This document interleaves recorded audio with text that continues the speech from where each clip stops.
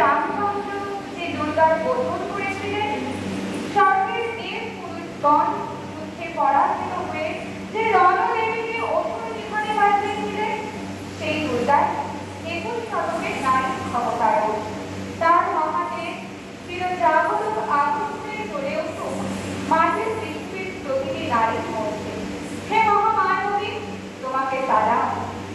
মেয়েটির নাম দুর্গা তোড়ে বটে, মেয়েটির নাম দুর্গা তোড়ে বটে।